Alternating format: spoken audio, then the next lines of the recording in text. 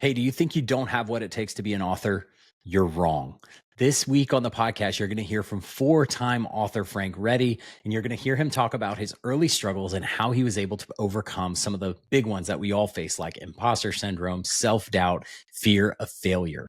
Spoiler alert, there are no shortcuts. A lot of it is just putting in the work and finding your voice. But according to Frank, if you do that, you're going to find success in your writing. So be sure to check out this episode. You're going to love it. This is part 1 of 2. So go ahead and subscribe to the show after you listen to this one so that you can catch the second half of our interview when it releases next week. Thanks. I hope you enjoy. I'll talk to you soon. Later. So you've always dreamed of writing a book, but you haven't done it yet. Why not? It's not because you don't have what it takes. You do. It's not because you don't have the time, and it's not because you don't have the right tools. I've become convinced the main thing holding you back from finally writing that book is your mindset. For far too long, we have subscribed to limiting beliefs that have sabotaged our goals, undercut our progress, and kept us from chasing our dreams of writing. Not anymore. Your story deserves to be written, and you are the only person who can write it. Fear and imposter syndrome are not the authors here. You are. The best way to battle your limiting beliefs is to get words on the page and to keep going when it gets tough. My name is TC Burr, and I am so excited to walk with you on this writing journey and to encourage you every step of the way. Because it's not that you haven't written your book, it's just that you haven't written your book yet. Let's change that. Talk to me a little bit about, if you can think back that far, like what were some of your early days or your early experiences of like, hey, this is something that I just super enjoy and I know it's something I'm going to be doing for the rest of my life. Like, can you remember back as a childhood, like what were some of those things that really got you into writing? Yeah.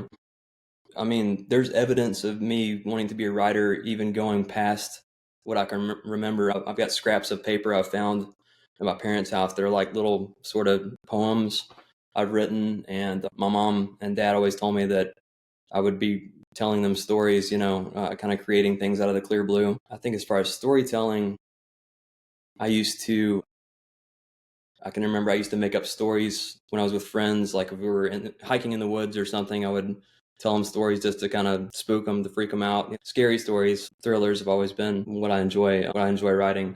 So I guess to answer your question, going back as far as I can remember and beyond, I've been a writer and a storyteller. Okay, awesome. Well, one of the things that I've done with this episode that I haven't really done with a lot of my prior guests is I actually went out on social media and told people that I was going to be talking to you and said, hey, what questions do you have for this guy? And one of the questions that came in was about kind of something you talked about there. How did you kind of gravitate toward the genre of writing that you're so interested in? Was this like an influence from movies, or like if you could put your finger on it, like what kind of led you toward that versus a different type of writing? I don't know. Part of me thinks that the kind of writing, I mean, I hope this isn't a cop out, but part of me feels like the kind of writing that I do, and maybe some other authors are this way, I feel like I didn't really choose it. It's just what kind of comes out when I do it. That being said, I do enjoy the, like darker sort of thrillers and horror movies and books. There's always been a mystique to that. I've always enjoyed, maybe this is what it's from. I've always enjoyed sort of urban legends and folklore.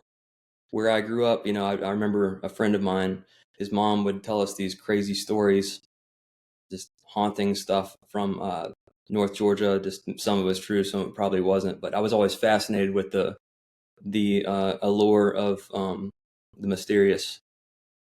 But again, that being said, I feel like it's almost like an automatic that I write this kind of genre. It's not been a choice. Does that make Yeah. sense? Yeah, it does for sure. So you said you've written 4 books. The fourth one is on its way to being published, right?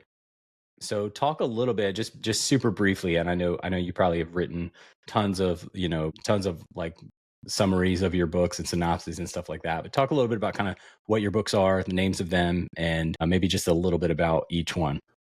Oh man, that's a lot of elevator pitches. Let's see. I'll just briefly tell you about each. The first is Eyes on the Island, which came out, I guess, like 7 or 8 years ago. That was my first one and the first traditionally published novel. Kind of like it's Southern Gothic. There's a lot of religion and mysterious elements to it. A pastor with kind of a rough life. He's had some hardships. He goes to a barrier island off the coast of Georgia, and he finds a sort of cult situation that he has to either figure out or deal with the consequences. The second book I wrote was Eminent Domain, which actually it started as being a research book I was going to write about a lake I grew up around, Lake Lanier in Gainesville, Georgia. I set out to write a nonfiction book because I felt like that piece was missing from the area I grew up in. There's this massive man-made lake created by the Corps of Engineers. And to create this lake, they had to sort of flood several small towns, in the name of progress. So I started writing this book, and I started kind of getting bored with the idea of nonfiction, and I started kind of spinning my own tales in it. So all the research from that ended up being a story about a fictitious lake loosely based on my research. That's the second one. Okay. Third one was Kofor Woods, which just came out a couple years ago, which was my first true horror novel, and it's about a sort of radioactive mishap at a government facility, and a lot of folklore from North Georgia involved there. So upcoming, we've got Ghost in the Grove.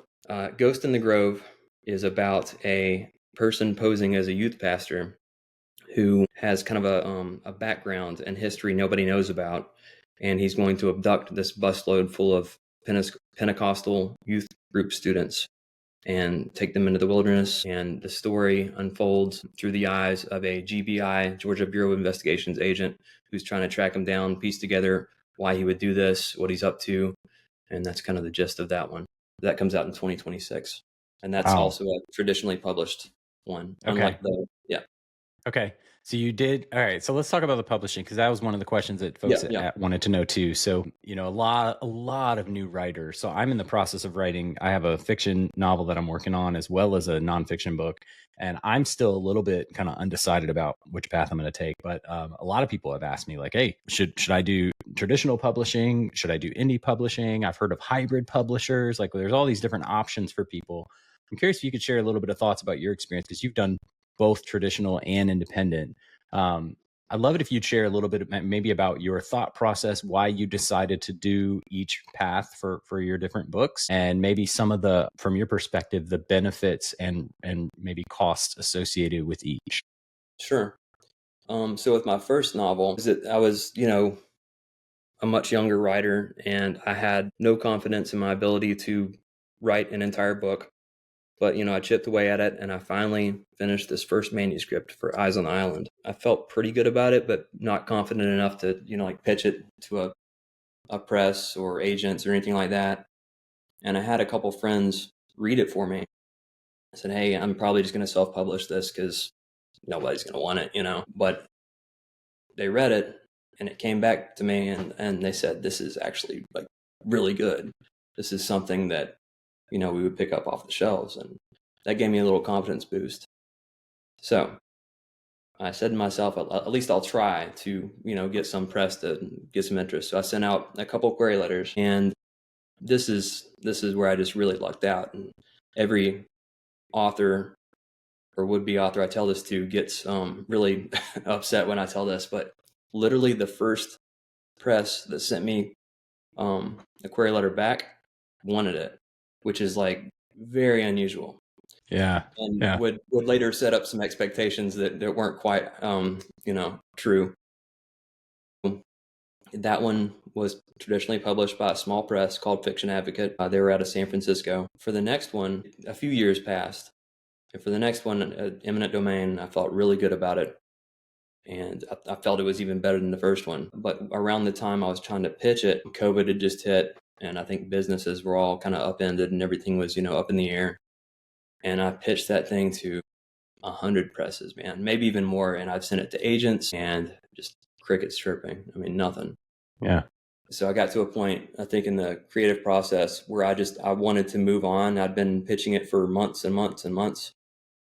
And so I decided I had a really good friend who was a good graphic designer, and he was willing to design the cover for me. And, you've got Amazon KDP. It's very simple, in my opinion, to, upload your stuff and, do all the editing yourself. So with that one, I went with a self-publishing deal. Also with the second one, decided to self-publish it just because it had been so easy to self-publish the second one. Yeah. I would say with self-publishing, there's more control. Obviously, Mm. it's all you. And I think that's a double-edged sword because it's all you. And if you make mistakes in there, if you haven't got somebody editing it for you who you trust, man, those are going to be like out there. And also, when you self-publish, it's not really vetted by anybody except for you. Mm. So that can be a little dangerous. If you've got plot holes that were just blind to you because you're so caught up in the story, you're too close to it. You're putting that stuff out there. So I would say, as far as you're putting a good story in the hands of people who do this literally for a living, I think that's a smart move. It can be painful because it's hard to find a publisher who will sign you. But I mean, I think it's preferable to self-publishing. I don't think it's for everybody. I mean, it's not a one size fits all, but I definitely prefer to work with a press to sign a book deal, which is what I've done with the fourth one that's coming out in 2026. Okay, awesome. Well, it's interesting to hear your perspective, and being that you've kind of done both. I know a lot of writers are, that I've talked to anyway, are all their books have been self-published, or all their books have been kind of working with a publisher. So Really? it's interesting to hear kind of your take, having done both. And I've read Eminent Domain. That's one of yours that I read. Really Oh, that's enjoyed great. it. Yeah, I loved it. Haven't Thank you. read the others, but yeah, Thank really you very much. excited for the one that's coming out. Like, it sounds super interesting. So all right. So I'm curious if you could talk a little bit about, because again, the audience for this show is going to be mostly new authors, folks who are maybe working on their debut work, or maybe they've already written some but haven't gone publishing, or maybe they've got a couple anyway, they're folks who are still kind of getting into it. And I'm curious if you could talk a little bit about maybe your process of writing. Like, so think, maybe how long does it take you from start to finish, from idea to finished product? Like, is there a general time frame that it takes for you?